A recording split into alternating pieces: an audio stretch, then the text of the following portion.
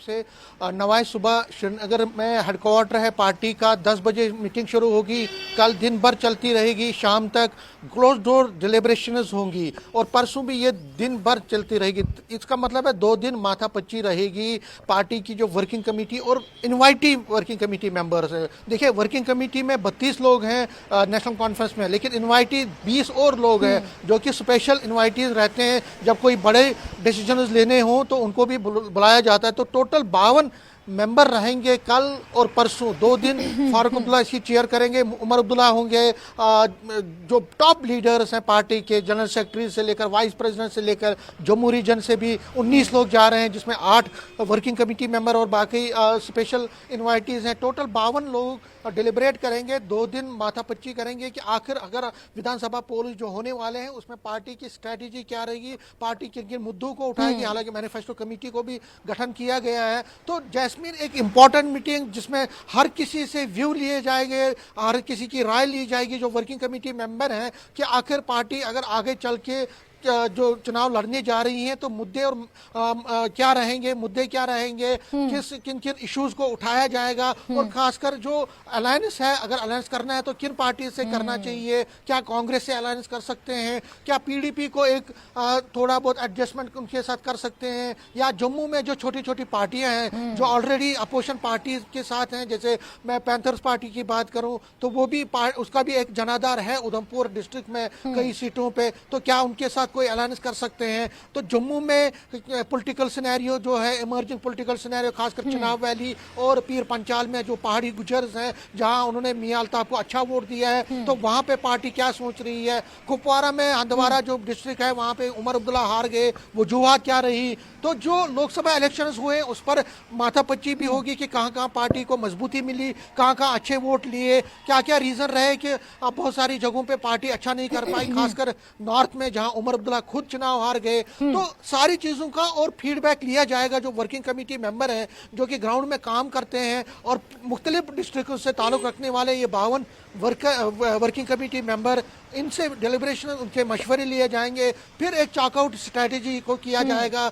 बड़ा इंपॉर्टेंट बड़ी डेवलपमेंट है कि पहले मैनिफेस्टो जारी हुआ, कल मैनिफेस्टो कमेटी को गठन किया गया और उसके 2 दिन बाद ही कल मीन्स टुमारो वहाँ पे श्रीनगर में 2 दिन माथापच्ची ये चीज़ करेंगे, डिलिब्रेट करेंगे। तो नेशनल कॉन्फ्रेंस कोशिश कर रही है कि जो भी असेंबली इलेक्शन से पहले के जो तैयारियां हैं उसमें वो लीड ले, वो आगे दिखाए। और जो मैं कल आज सुबह से हम बात कर रहे थे कि पार्टी चाहती है ये दिखाना कि पार्टी दूसरों से लीड ले रही है, दूसरों से तेजी दिखा रही है, लेकिन इसी बीच जो नेशनल कॉन्फ्रेंस है उसका एजेंडा, उसकी जमीन, उसका कितना आगे रहेगा, कितनी सीटों पे चुनाव लड़ना है, जब चुनावों का जिक्र हो रहा है समीर, जब चुनावों का जिक्र हो रहा है और खासतौर पर विधानसभा के चुनावों का जिक्र जब हो रहा है तो फिर मुद्दों से पीछे नहीं हटा जा सकता।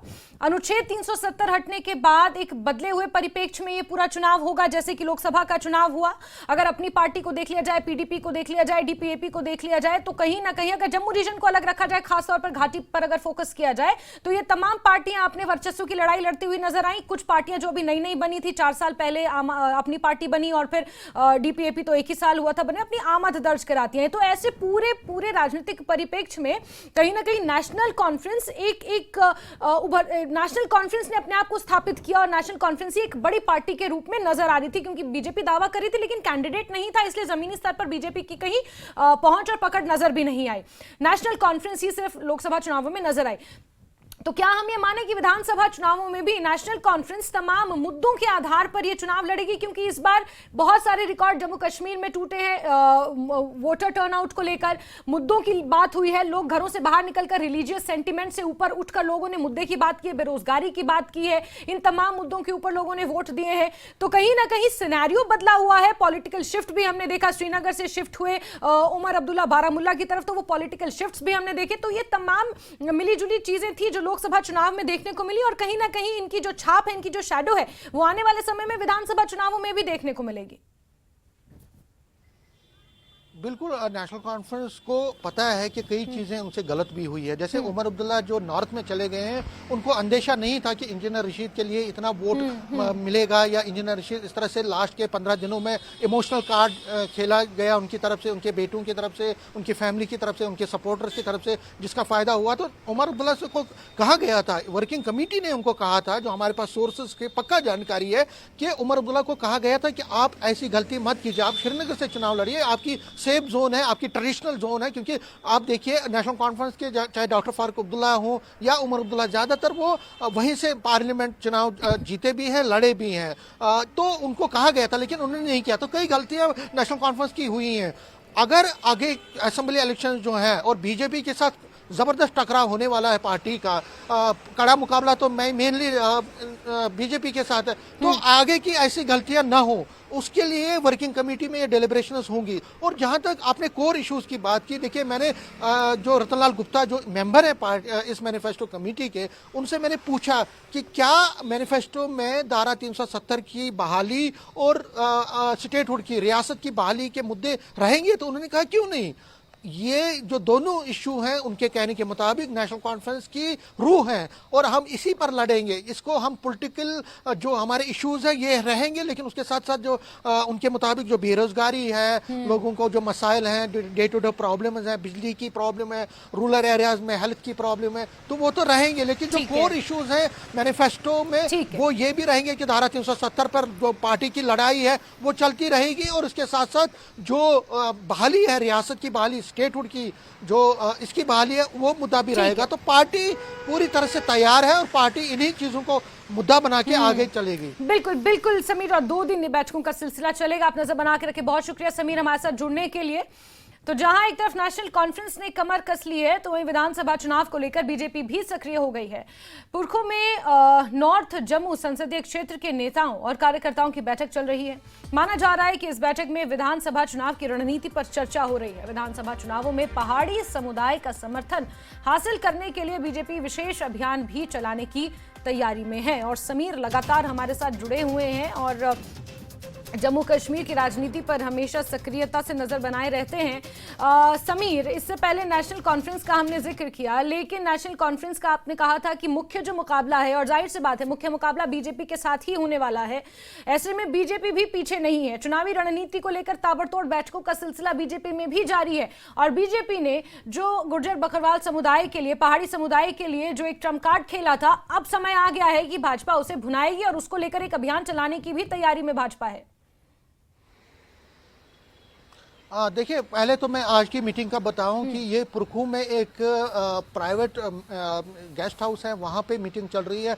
ये पुरखू जम्मू से तकरीबन 14 से 15 किलोमीटर दूर है, और पूरा मीडिया से बाहर रखा गया है। इंडोर मीटिंग की गई है, मीडिया को इनवाइट भी नहीं किया गया, और इसमें टॉप पार्टी के जो लीडर हैं वो इसमें डिलिब्रेट कर रहे हैं। और खासकर जो नॉर्थ जम्मू है उसकी कदावर नेताओं को, उनके इंचार्जेस को वहाँ पे बुलाया गया है, और कई वर्कर जो नॉर्थ जम्मू है, देखिए मैं आपको बता, अगर जम्मू की बात करें तो नॉर्थ जम्मू है, साउथ जम्मू है, सेंट्रल जम्मू है, और इसी के साथ साथ बाकी फिर आउटस्कर्ट्स में अखनूर, पुरखू है, सॉरी नगरोटा है, इसके साथ आरसपुरा है। लेकिन ये जो साउथ है ये ट्रेडिशनली नॉर्थ जो रही है, नॉर्थ और साउथ की जो सीटें हैं वो बीजेपी का गार्ड रही है, और सेंट्रल भी पार्टी का गार्ड रही है। तो फिलहाल नॉर्थ पे आज डिलिब्रेशन हो रही है, और नॉर्थ के जो कदावर नेता हैं, वर्कर हैं, उनको मुद्दू किया गया है। दूसरी बात जो आपने कही कि पहाड़ियों का, देखिए एक बड़ा कैंपेन, और नेशनल जो बीजेपी के लीडर खुद मानते हैं, रविंदर रैना खुद मानते हैं, ऑफ द रिकॉर्ड वो खुद मानते हैं कि हमारी बड़ी गलती हो गई कि हमने राजौरी पुंछ से, अनंतनाग सीट से अपना कैंडिडेट नहीं उठाया, और जो हमें लग रहा था कि हमारा जो पहाड़ी कम्युनिटी के जो लोग हैं उनका वो ट्रांसफर होगा अपनी पार्टी को, वो नहीं हुआ। कहीं ना कहीं पार्टी को लग रहा है कि एक ब्लंडर हुई है, एक मिस्टेक हुई है। देखिए जिस तरह मैंने कहा, नेशनल कॉन्फ्रेंस को लग रहा है कि उमर अब्दुल्ला को नॉर्थ से लड़ा के उन्होंने गलती की, तो इसी तरह बीजेपी के नेताओं को भी लग रहा है कि अगर हम अनंतनाग से चुनाव लड़ते तो हमें पता चलता जाता और हमें वोट भी मिलता, खासकर पहाड़ी कम्युनिटी के। अब क्या हुआ कि अब असेंबली इलेक्शन है और पार्टी सभी सीटों पे, जो सभी सीटें हैं जम्मू की, उस पे चुनाव लड़ने के मूड में है और लड़ेगी। यहाँ की जितनी भी सीटें हैं 42 से 42 सीटें उस पे चुनाव लड़ने जा रही हैं। और जो हमें खबर मिली है कि श्रीनगर से भी कई सीटों पे जहां उसको लगता है कि उसका जनाधार है बीजेपी को, तो वहां से भी चुनाव लड़ेगी। तो इसका मतलब है जम्मू डिवीजन में जिसमें पीर पंचाल है, पुंछ, राजौरी, सारा बेल्ट है, उस पे सभी चुनाव, सभी जगहों पे पार्टी खुद चुनाव लड़ने की फिराक में है, मतलब वो रेडी है। तो इसका मतलब है वहां से जो जनाधार है वो खासकर पहाड़ी कम्युनिटी का है और गुज्जर कम्युनिटी का है। तो पहाड़ी कम्युनिटी के लोगों को साधने के लिए एक विशेष अभियान चलाया जाएगा, जिसमें जो पहाड़ी का नेता है, पहाड़ी कम्युनिटी के जो नेता हैं, और पहाड़ी सिर्फ इसी पुंछ राजौरी में नहीं है, कुपवारा बेल्ट में है, शोपियां में है, कई जगहों पे श्रीनगर कश्मीर घाटी में भी हैं। तो उनको साधने के लिए एक विशेष टीम का गठन किया जाएगा, जिसमें पहाड़ी कम्युनिटी के नेताओं को रखा जाएगा और उनकी जिम्मेदारी होगी कि वो घर घर जाएंगे, जितनी भी कॉन्स्टिट्यूंसीज पुंछ में है, राजौरी में है, कुपवारा में, शोपियां में, जहां पहाड़ी ज्यादा रहते हैं, इवन के पहलगाम बेल्ट में भी, अनंतनाग के वहां पे भी, कुलगाम में, जहां जहां पहाड़ी है, उनके घरों में जाना है और उनको बोलना है कि देखिए हमने आपके लिए काम किया, आपको रिजर्वेशन दिलवाई, आपको जो लोकसभा में जो होगा उसको भूल जाइए, हम अपना कैंडिडेट देंगे। और दूसरा कि पहाड़ी कम्युनिटी के नेताओं को भी कैंडिडेट बनाया जाएगा, उनको भी चुनाव में उतारा जाएगा, ताकि पार्टी अपनी जीत को सुनिश्चित करे। क्योंकि बीजेपी का जो मैनिफेस्टो, जो टारगेट है वो 50 प्लस है, उसके लिए ये सारी कवायद हो रही है। ठीक है, ठीक है। तो यानी कि कुल मिलाकर भाजपा समेत तमाम राजनीतिक पार्टियां हैं जिन्होंने तैयारी करनी शुरू कर दी। अब आगे वक्त बताएगा कि किस तरह से रणनीति के तहत आगे बढ़ते हैं जब चुनावों की तारीखों का ऐलान होगा। समीर, नजर आप बना के रखें। बहुत शुक्रिया जुड़ने के लिए हमारे साथ।